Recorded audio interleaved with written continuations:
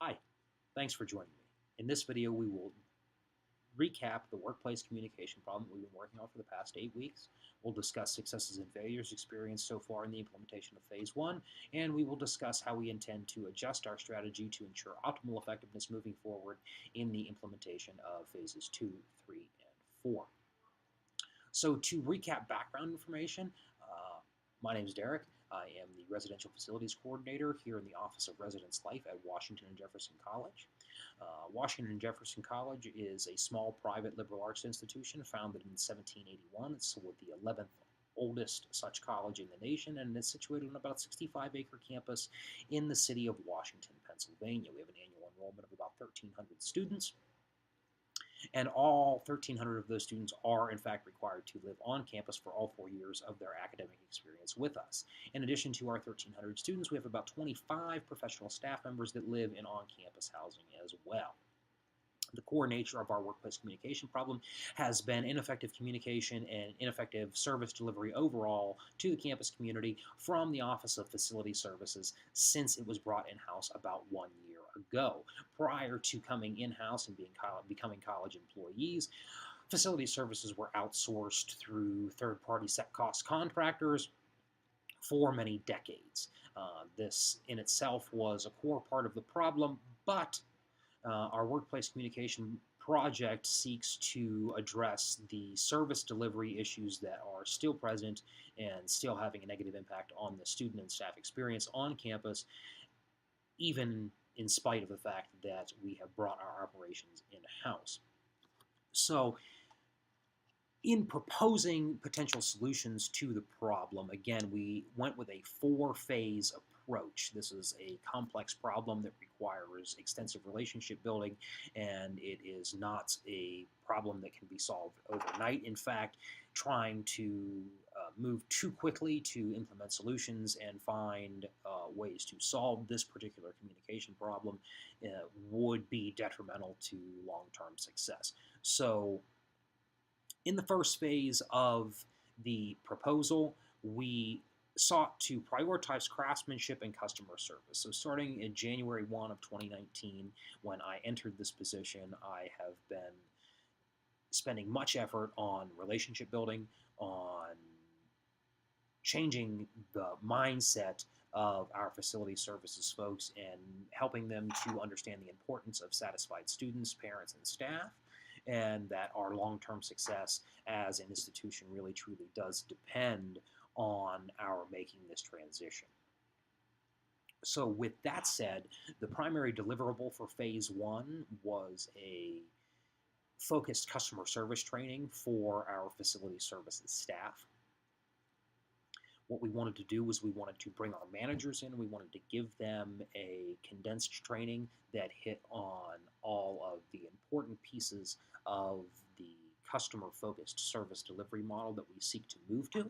And then in turn, we wanted the managers to go ahead and take what they learned from the customer service training and deliver a different version of customer service training, which they developed and tailored to their line staff. So in other words, within phase one, we wanted to build relationships that were sufficient to sustain dialogue about service delivery and sufficient to sustain the reception of constructive criticism, and altogether move forward as a more cohesive team across the student life and facility services divisions to allow for the catalyzation of more positive residential living experiences on campus. Now, some measure of success has been realized through phase one. Relationship building is really the big winner here. So I think that over the past 5 months or so since we initiated phase the first, we've seen a lot of improvement in communication and relationships between student life staff, residence life staff in particular, and facility services staff. So whereas in years past there may have been adversarial relationships that were not characterized by collaboration or shared goals, we have moved past that, and our relationships from student life to facility services can now be accurately characterized as ones of collaboration, ones of mutual respect, ones of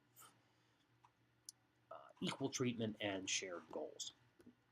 Still, in implementing the key deliverable, the customer service training for facility services management staff, it appears as though our strategy was not necessarily as effective as we hoped. And what I mean by this is that the human resources generalist and the director of residence life and myself all sort of worked together over the past 8 weeks to brainstorm and come up with a way to talk about our successes and failures on the facility services side in the residential areas on campus, and sought to highlight our opportunities for improvement as well. We actually conducted the training and delivered the presentation that we developed earlier this week after many, many weeks prior of preparation. And while during the presentation and during the discussions, things seemed to have a very positive tone, and it seemed like we were having a very effective, open, and honest dialogue. In the days since that training was delivered, I've had the opportunity to speak one-on-one with some of our facility services managers, and while they were candid in the session, it turns out that they actually left feeling attacked in many ways. In fact, some said that they felt that the training session was not effective training at all, and they felt that it was a beat-up session, left a bad taste in their mouth. Now, while some of this is relationally based, and I think maybe we should have waited a little longer and we should have done a little bit more relationship building, it also speaks to the depth of the problem that we have. So, stated differently, while we do need to adjust our strategy moving forward, and I'll touch on specifically how we're going to do that in just a few moments, but we also are going to be forced to really reanalyze our entire approach and think about whether or not we have the right people in the positions in the facilities management circles. So while there is room for improvement on both sides of these customer service enhancement efforts, after getting through the key deliverable of phase one, I'm afraid that we will need to adjust our strategy. So specifically, I think that we will continue to sustain our efforts to do customer service training. We will redesign our presentation in a way that focuses more on communicating with campus constituencies and how the facility services team can go about building positive relationships with all of the members of the campus community that they serve. But on the other side of this, we need to adjust our strategy insofar as really evaluating the performance and the open-mindedness of our facility services managers and evaluating whether or not they are the appropriate folks for the job. Because even though there's room for improvement on our strategy for training, it is a troubling scenario when the majority of our managers, even after being primed for what we were going to talk about and having gotten their input on the whole process, it seems that maybe some of them are more complacent than initially analyzed. So overall, we will end up actually, as far as substantial changes to the trajectory here, we're going to end up extending phase one. Initially, we had a hopeful completion date of phase one of August of 2019, but it appears that given some of the factors I just discussed, we'll need to expand our timeline there because we're going to need to redevelop our presentations, and we'll continue building relationships and maybe come back to the drawing board a bit on the structure of our facility services management team. So that, in a nutshell, is how the first phase of the workplace communication problem has gone. We have experienced, again, some success in relationship building, but the efficacy of our training efforts is much poorer than we had hoped for.